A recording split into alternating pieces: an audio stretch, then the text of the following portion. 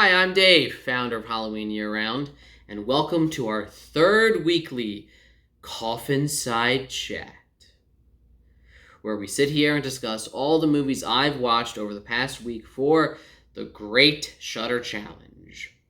As it stands right now, I have 200 movies left to watch, 22 TV series left to watch, and 5 podcasts left to listen to. And I still have until New Year's Eve of 2020. How hard could it be? So, without further ado, let's get started on week 3. Eli Roth's History of Horror podcast. Now, I'm here discussing the podcast, not the series itself. I watched the series back when it first aired on AMC a couple years ago. You know, I'm a huge, I've mentioned before, I was a history major. I love history, and I love horror movies. So when I heard that Eli Roth was doing the history of horror, I just, I had to watch it. So I was really intrigued to find that there was a whole podcast here just of the full-length, uncut interviews with a few of the people who have been featured on the show.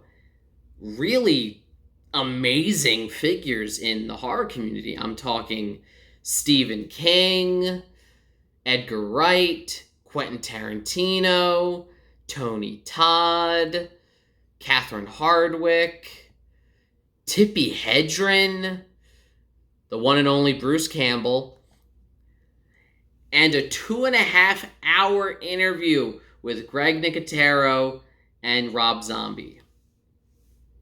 So these were all interviews that I had seen the snippets of from the show itself, but it was really cool to just kind of listen to them go on and on, listen to them as people. I learned a lot about these actors, these writers and directors that I didn't know before, and I learned a lot about just the little here and there behind the scenes for some of my favorite movies. If you loved the History of Horror series and you want something to listen to, again, I listen to this in the car on my way to and from work.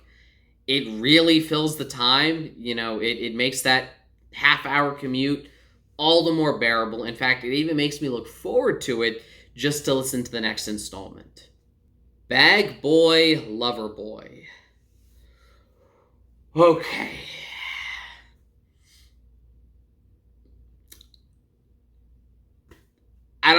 I don't know what to say about this movie. I don't throw this phrase around lightly, but this is one of the most bizarre movies I've ever seen. If you took the weirdness that was early 80s gritty New York horror, like, I'm talking Maniac or Brain Damage, stuff like that, is what this felt like. It felt like a modern iteration of that. You had a guy selling hot dogs in New York City. I will never eat at another hot dog stand again after watching this movie, which if you've seen it, you'll understand why. I like how, in the grand scheme of things, our main character is, and I can't decide how they were trying to portray him, if they were trying to portray him as someone with some sort of psychological disorder or learning disability. It's not really clearly stated. You're kind of just meant to infer it. But he's creepy, but he's nowhere near as bad as the actual photographer that ropes him into all this. That guy is a sociopath through and through. So it has elements of all of these old, early 80s gritty New York movies with some modern gore thrown into it. It's a strange movie. It was one of the ones that was leaving soon. As of the recording of this, it is still on there. I don't know if it is by the time it's getting posted on Monday. So if it's not available anymore, I'm sorry you missed out, or maybe you'll be glad you did. Again, one of the weirdest movies I've ever seen, not just on Shudder, but anywhere ever. Scream, Blacula Scream. So I was a huge fan of the first Blacula. I watched it, I think it was during the first week of this, and I really liked how it was a movie that could have been very campy, very cheesy, but it took itself just seriously enough. This one kind of takes that next step into kind of so campy it's fun territory, but in doing that, it feels more like a fully fledged vampire horror movie. It has bigger stakes, bigger kills. It has the addition of Pam Grier, sort of at the height of her career in the 70s. I've been a huge fan of hers, since I saw her in Mars Attacks and Jackie Brown when I was a teenager. But I think she makes a really nice addition here. I think she provides a great foil to Blacula himself, who is back and just as bloody as ever. I love the notion that he is still the most dignified and eloquent vampire I have ever seen. And I love that even in the first movie, he didn't want to be a vampire. Dracula forced him into that. And in this one, he didn't necessarily want to be brought back, but he is. And, it almost feels like the Blacula character, his reluctance to come back almost feels like a metaphor for this very sequel being made. Dark Waters. Not to be confused with the other Dark Water, also on Shudder, or the remake of that with Jennifer Connelly from, I think, 2005, where she's in the apartment building and John C. Reilly's the super. It's been a while. Anyway, this is the Dark Waters, plural, from 1993, which takes place at this sort of haunted convent in Europe, and it plays out more like a sort of slow burn horror drama mystery. You kind of have to go in with a love of that sort of gothic mystery style. Basically, if you're a fan of the novel versions of, say, Dracula or Frankenstein or any of the other characters from Penny Dreadful, I think that you can get into this movie. If you're more just like a casual horror fan, or if you're more into bloody slashers, I don't think it's going to hold your attention. I pride myself on, really being a fan of all horror. I kind of struggled a bit. It was a bit slow. The ending kind of made up for me. I'll certainly never look at creepy nuns the same way again. And, I say that as I never personally went to Catholic school, but I went to CCD. And, well, that was as close as I ever wanted to get. Deathgasm. I know. Joe Bob already covered this in Season 1 of Last Drive-In. And Darcy even had a really cool cosplay that went along with it. But I had not gotten into Last Drive-In at that point. I didn't really get into it until towards the end of Season 1. I didn't really know what it was at the time. I had Shudder already, and I'm kind of ashamed to admit this, but I didn't really... I saw ads for it. I didn't really know what it was. And, we had a newborn at the time, and it really wasn't until the end of that season I started oh, this is really cool. This show, this horror host. So I had never actually watched Deathgasm. So I went back and I watched the Joe Bob version because, of course, you have to watch that. It comes complete with his long rant about Teslas, which is hilarious. I highly recommend it. The movie itself, there is not a whole lot of horror that comes out of New Zealand. It was like this and What We Do in the Shadows. What I love about this was it speaks to the outcast in all of us.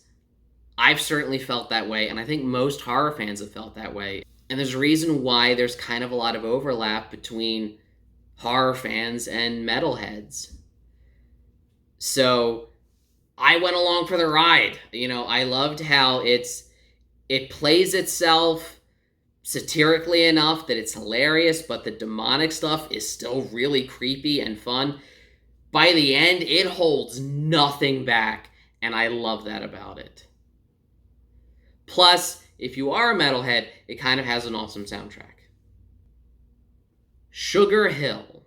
This is another one along with Dark Waters and Scream, Blacula Scream that is leaving soon. So I don't know for sure if it's still available as of the time this is released. If it is, it's worth checking out.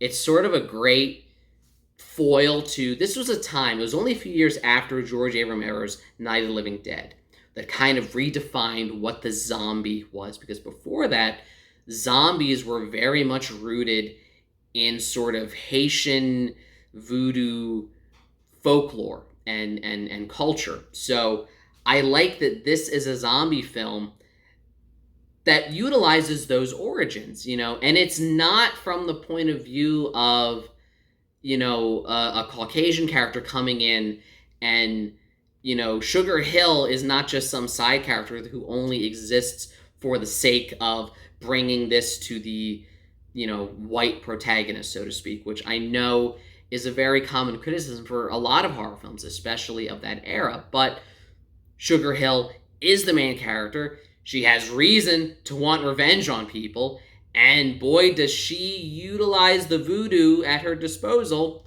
to do it. These zombies, they're not your typical zombies. They're deadly.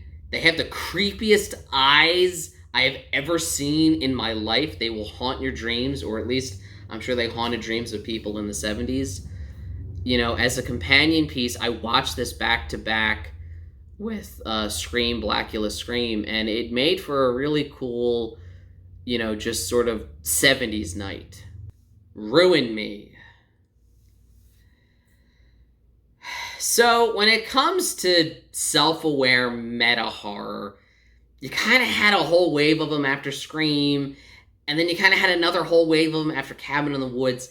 This was part of that second wave of indie horror films that try very hard to be self-referential, to be meta, to varying degrees of success and failure. This one, I liked the concept, the idea of these people coming, and it's supposed to be like a horror outdoor escape room getaway thing, which, if it existed, I would totally do. But where it got me was I felt like all the references didn't really serve anything. It just felt like the screenwriter was making references for the sake of making references to say, oh, these characters are horror fans. That said, its twist at the end was kind of cool. It got really disturbing in like the last 10 minutes. I just wish it hadn't taken that long. If you've ever seen from 2016, Fear Inc., very similar plot-wise. I don't know. I'm sure that they were both working, on their respective films at the same time without knowledge of the other. But if you get a chance to watch both of them back to back, I think that would make for a very interesting double feature. Lake of Death. So this was the newest Shudder original that just debuted this past Thursday. Coming right up on the heels of The Beach House, I think that actually kind of hurt the reception of this one. At least it hurt my opinion of it. It has beautiful scenery, but it's a bit too much of a slow burn, and tonally and aesthetically, it is a bit similar to The Beach House, and I felt like Beach House just did it a little bit better. I love the idea of, trauma from one's childhood coming back to haunt them. I think that's a very interesting theme. I just didn't think that it took it far enough. That said, the backstory on it I felt was more interesting. It was based on a best-selling Norwegian novel in 1942, and they attributed part of its success to World War II and Norwegian citizens just looking for an escape from all the, negative, nasty stuff about the war with this supernatural mystery thriller. Nightmare Cinema. I do not say this lightly, but I think Nightmare Cinema might be one of my favorite horror anthologies I've ever seen, ever. And I'm including it with the original Creepshow. I would even hold it not better than that, but in the same category as that. I don't think there was a single vignette here that really was the weak one or was one that I didn't like. I can tell you that the slasher one is the one that I probably liked the least, but it was still really captivating and interesting. Each one of these felt like short films that I would have very easily have just sat down and watched just them and been intrigued just by them. It didn't try too hard to connect them, and it didn't try too hard to keep them separate, if that makes any sense. The through story is that these are people watching them in a theater, in a very old school vintage movie theater, which already has me interested. But I love the idea that it's sort of a play on our deepest fears and what they are. It strikes at what horror is at its core. And again, I can't stress enough that each of these stories I was incredibly interested in, particularly the one about the young boy who, not to give too much away, he survives a trauma, and that trauma kind of follows him to the hospital, where when one is legally dead for even just a few minutes, it opens up something to another world, which I know was a similar plot to 2009's Haunting in Connecticut. This does in 15 or 20 minutes what that movie took over an hour and a half to do. And it does it much more efficiently. So I can't recommend this one enough. It was probably one of the biggest pleasant surprises I've had doing this challenge, was just getting a chance to see stuff like this. This is why I started the challenge, was to find these hidden gems that were going to become classics in my book. And Nightmare Cinema, you are the reason, at least this week. True horror. So after I finished up with Nightmare Cinema, I kind of came over to the series section, and at first I didn't realize this was like a docudrama. I thought, I don't know why I was kind of out of it at the time when I looked it up. I don't know. But anyway, I've seen stuff like this. We've all seen stuff like this, ghost hunters, paranormal witness, haunting this, haunting that, celebrity ghost story, my best friend's a ghost, you name it. Just about every network has at least 2 or 3 shows devoted to these true haunting stories. So in that respect, this didn't really feel any different from them. Now, it's only 4 episodes, and it's 4 very interesting stories. What set this show apart slightly from, the rest of the myriad of true hauntings was that each of the reenactments was done with Hollywood movie quality. Very often, they get some of the cheesiest scripts and some of the worst acting for the reenactments, or dramatizations as they're called. This one was the only one that if you didn't watch the interviews in between, you might believe you were watching just a legitimate horror movie. And that's worth mentioning, and I think that elevates this just a little bit above everything else in that genre.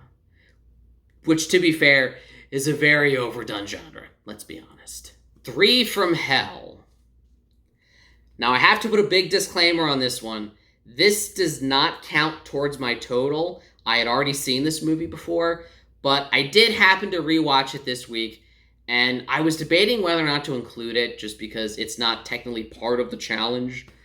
But how could I pass up the opportunity to talk about 3 from Hell? Where to begin?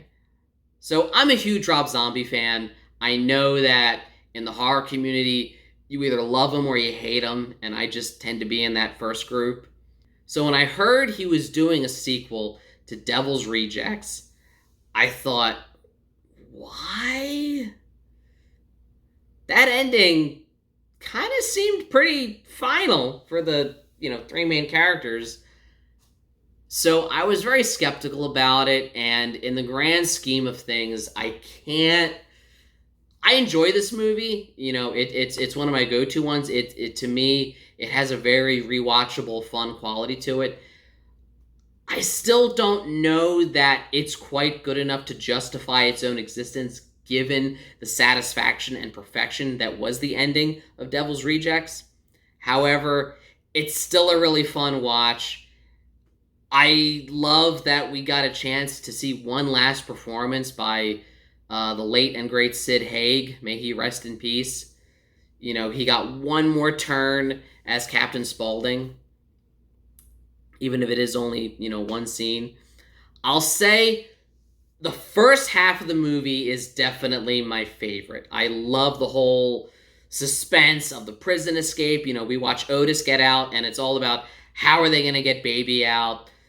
Everything from holding the warden hostage to the random clown played by Clint Howard who shows up that I don't know why Rob Zombie did that, but I thought it was hilarious. So I feel like the whole first half, you have this really tense thing building with them, escaping from prison. And then the second half, when they go to Mexico, it's like the movie was like, I don't really know what to do now. I mean, the final fight's kind of cool, but I just absolutely love the first half, and I'm glad that Rob Zombie made it. I'm glad that he, kind of went back to his, to something that made him famous. But in the name of the franchise itself, maybe it should have ended with Devil's Rejects. The Bone Box. If you were ever planning a career in grave robbing, I think this movie might just be that little push that convinces you not to do it. It's kind of hard to describe. It's very independent, if that makes sense. You can kind of tell that they really only had the budget for the one location. Everything takes place in the house. There's a lot of long, fluid camera movements, which, the beginning starts with this really long take that I'm sure they have cuts in there, but they just hide them. But it gives it a very kind of unsettling, almost voyeuristic quality where the camera is like hiding in the shadows behind them. So between its use of lighting and shadows in general, it's a very cool looking movie given its budget and given the fact that it all takes place in one house. As far as the scares go, it kind of does hit all the cliches of like your supernatural ghost movie that you'd expect where, he's in the mirror and you see it behind him, or he's, in the bathroom and you see some ghost run by in the hallway behind him.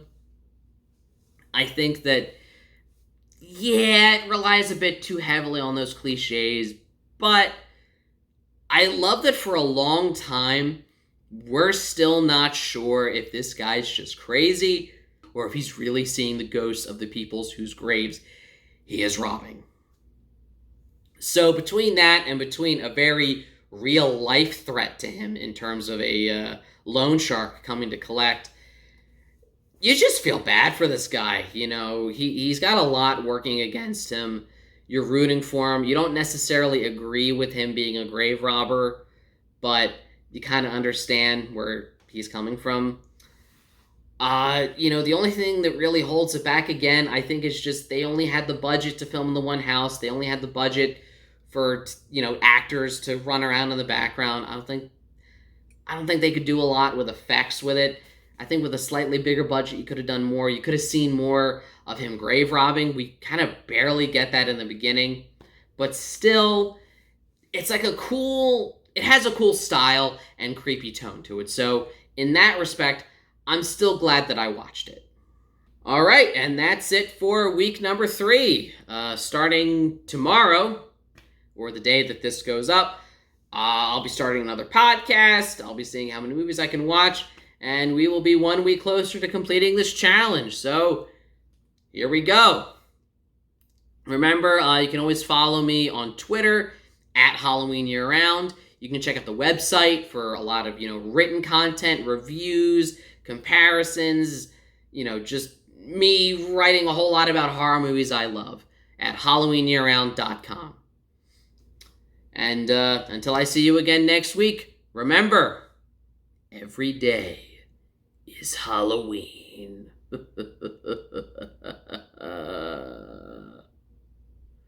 All right, we're done.